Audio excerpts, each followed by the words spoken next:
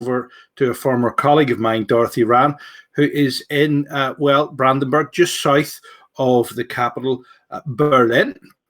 Now, remember, if you do have a high temperature and a cough, all you need to do is stay indoors for at least 7 days if you're living on your own.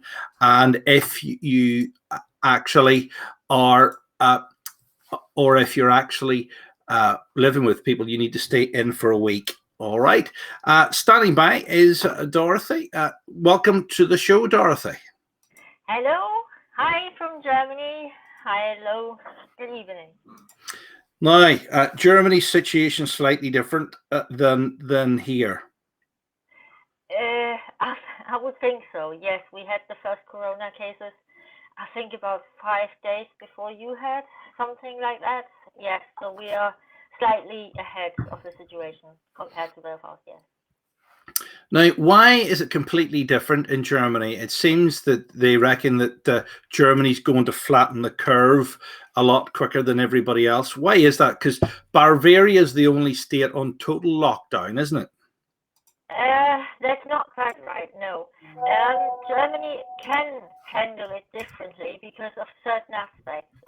Compared to the NHS, we have more ICU beds that we could use and rely on in case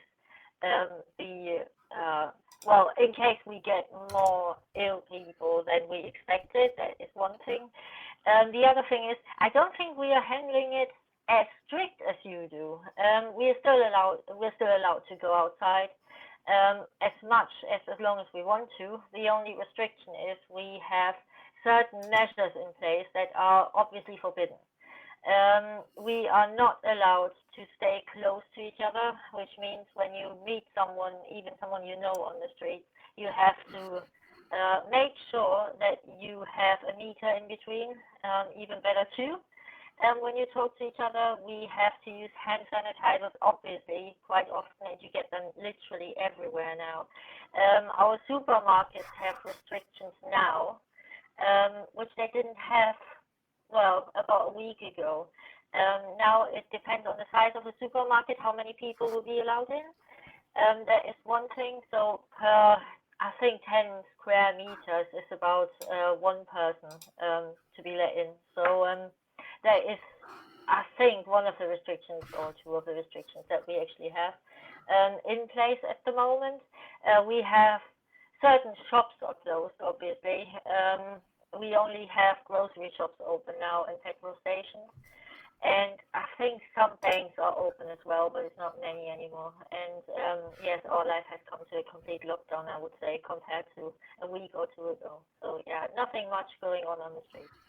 Now, I think the figures for Germany are as few as 181 people had died, with 35,714 confirmed cases. Those were Wednesday's figures, Dorothy, weren't they? Well, actually, the number is even higher than that. I checked with the Robert Koch Institute, which is the leading virological institute we can rely on, and they are doing the case researches, and they found out that we have, at the moment, and that was 6:30 our time, about 42,000 people who have been tested positive, and let alone the ones that were tested positive in the last 24 hours. It was about nearly 6,000 people being tested in the last 24 hours positively on the coronavirus. And in general, in Germany, about 240 people have died from the virus. Right. Yes. So figures are rising, but not as steeply as other European countries, particularly Spain and Italy, have experienced. Why do they think that is? They think the average age of being tested positive is 47, whereas in Italy it's 63. Is it all because you're very good at following rules? Is that the case? I don't think so. I think that's the cultural background they have. In Italy, it's proven that people, like many generations living under on one roof, and for them it's a good thing to take care of the elders and have your parents and grandparents and great grandparents in the same house. I do have friends in Italy, and I know that from the source, that this happens. And obviously, the biggest enemy of fighting COVID-19 is sitting together. And you have to stay apart, obviously, and they don't do it in Italy. That is one thing. The other thing is they are not medically equipped. They do have intensive care units, they do have the beds, they do have ventilators, but not as many as they would need now. So they have to do the triage system where they have to decide, doctors have to decide if it's worth ventilating a patient or just leaving it. And in Germany, we don't have to make that decision at the moment because we have the intensive care units, we have the beds, we have the ventilators when it comes down to it. And we are also trying to tackle the problem by testing as many as we can, which doesn't mean that you can just go out to the hospital and say, can you please test me now? If you didn't have any contact to other people who obviously were in areas with coronavirus, like Italy, Tyrol, or Iran even. If you don't have that, then you don't need to be tested. It can just be the common flu, really. But what you can do, you can go there if you can prove that you have the risk factors. If you had like contact with people who were tested positively, if you know someone who's got it, and if you can prove that you hung out with them in the last 2 weeks, then they will test you. And they test quite a few people for that at the moment, and that is why we tackle the problem before it actually arises. So the ministry and the council, especially the health part of the council, is, I think, 24/7 aware of each and everyone who gets tested and each and everyone who's getting tested positive. So I think we have the control there. What we don't know is what happens in a week. Our measurements have been in place for, I think, about a week, 8 days now, something like that. They've strictened it over the last weekend. And we just have to wait. The leader of the Robert Koch Institute, which is obviously coming up with the numbers and ideas of what to do next to tackle the virus, can give reliable answers to the question of spreading. Probably Wednesday, Thursday next week. They are hoping to see what the measurements are actually helping or not. Right, I'm with you. Now, generally, all this is down to the healthcare system because in dollars, the spending per capita in Germany is $5,182 per person compared to the UK's $3,377 spend per person. So it really pays big dividends when you hit crisis time like this. Well, obviously this is a big problem Germany has never encountered. I think not even in war times they encountered anything like that. I know that they have gone through, I think it was yesterday in the ministry in Berlin that they came up with the idea they would give us as like, freelancers and everything, give them the chance to survive all this. So they came up with a huge big package that they called the umbrella package to save us from going under, really. Which on the other hand means they have to make that to actually help us as people. But yes, it's true. In some ways we use a lot more of the money on the health system now than we ever have done, and they have come up with new ideas, with new things to tackle the problem. The only thing is that nobody has really encountered the problem before. There was always talks about it, what happens if, but nobody really gone through the scenario. And I think now it's all very uncertain, and this is what it feels when you're over here.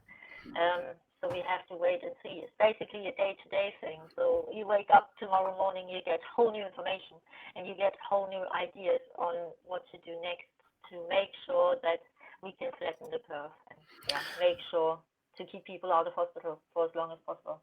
Are you actually still going to work yourself? Do you consider yourself in a high-risk group?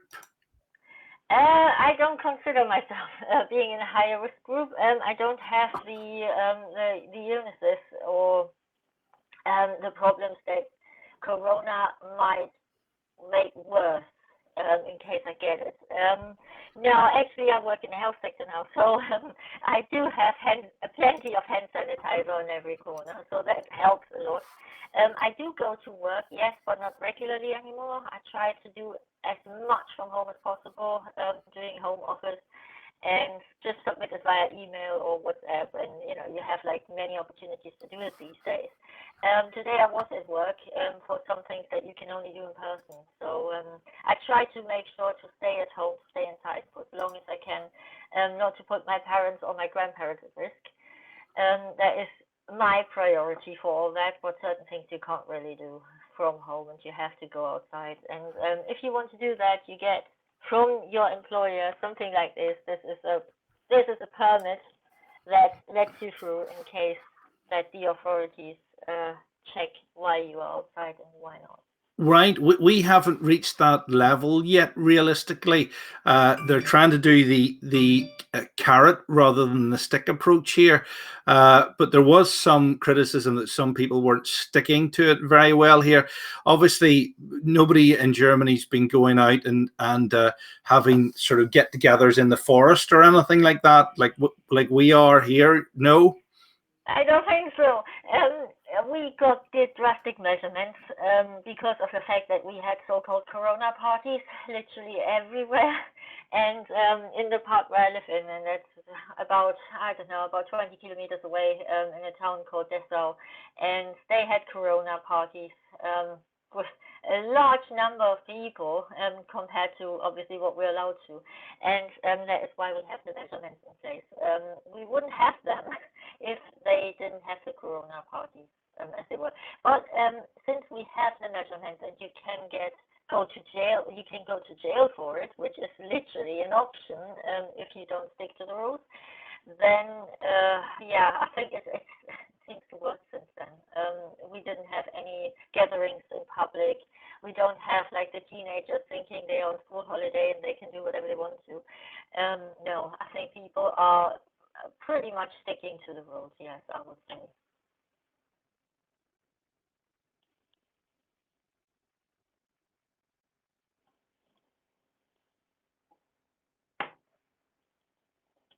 Where the first case was, and Bavaria's has stricter measures in place. Do you know much about what's happening down in Bavaria? Not for sure. I know that their president, Markus Söder, came up with rules that they actually have to stay inside and they have to have good reasons for going out, for leaving the house. If you're infected or not, it doesn't matter. You have to make sure you stay inside and don't meet with people. And if you have to, only if you have to, then just stay away for 2 meters. He also strictened the rules on who is actually entitled to go to work. And I think now is literally nobody apart from the people in the health sector. So nurses, doctors obviously are still allowed to work. If they have a surgery outside the hospital or not, they can still go to work. Physiotherapists they are allowed to work, but only for emergencies. So trying to make sure they don't go from one care home to another and spread the virus this way. And speech therapists and occupational therapists are forbidden to work at the moment. They are apparently not as essential as physiotherapists, nurses, and doctors would be. So that is the case down there. It's not the case down here. I know from people who are still allowed to go to work. I think the other bigger problem is we don't have enough nurses, for example, even where I work. We don't have enough nurses because they have kids and we don't have nursery schools open. So there are no nursery school teachers, there's no school, and there will be no school and nurseries open until, I think for Saxony-Anhalt, it's the 20th of April, and we don't know what happens afterwards. So I think that poses the bigger problem. Right here, the schools are still open for key workers, children to attend here, so that they can still go to their work. You see that? So every country's trying a different sort of methodology to reach the same outcome on this. Time will tell what really works and what really doesn't, because the big fear is a second spike or a second blip. Once restrictions are lifted. We hit lockdown here starting on Monday proper, so we're only about 3 or 4 days into it. And well, I personally doubt it will be over in 3 weeks.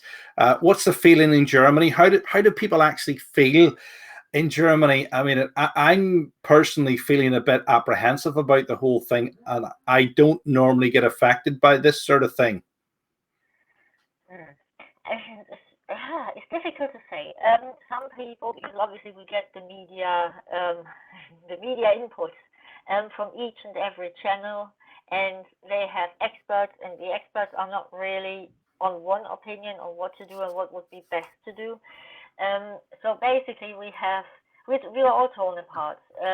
As I said earlier, is the biggest problem is nobody has ever had this before, so we don't really know how to handle it. The only thing I can say is people are taking it as it is. It's quiet out there. In many perspectives, it's quiet. There are nearly no cars and no trams going. There are a few buses going, and only a few people on the buses. So people are actually staying at home, and I think they now know why they do it and how fast it can be that you get infected and you get a virus that you don't want, and you don't want on other people, i.e. your family, your grandparents, your elders, anyone. And I think people are starting to get that now, and they stay at home as much as they can, because there's nothing you can do. You can't even blame anyone on it, because it's the virus, and the virus can spread, obviously. It can happen quite quickly, as we can see, and we just have to play along with it and to wait what the government is saying about this. But you might be right on that. Yes, maybe it's not over on the 20th of April. Maybe not. But we have to wait and see. And we have to make sure that we don't get too bored. And thanks to the internet, we are not really isolated, are we? We can use Facebook, we can use WhatsApp, we can use literally every part of the internet. So we are just physically isolated, but not mentally. Well, I actually know people who always sit in the house gaming or on the internet, and now they don't want to do that. They need a good slap, to be honest. And they're probably watching this. Yeah. Can't say that. I don't know about that. But yeah, it might be true. You always want that you can't have. Yes, that's exactly it. Dorothy, stay safe. If it goes on much longer, we'll probably catch up with you in a few weeks' time to see how it's developing there in Germany. It's a very, very, very strange time we live in, isn't it, really? That's all you can really take from this. It's a very, very, very strange time. I suppose... we'll never experience it again. It's been 100 years since we've had anything like this medically, so goodness knows. Thank you very much for your time tonight, Dorothy. All the best. Cheerio. Bye bye. Stay healthy. Bye. Bye bye. Bye bye.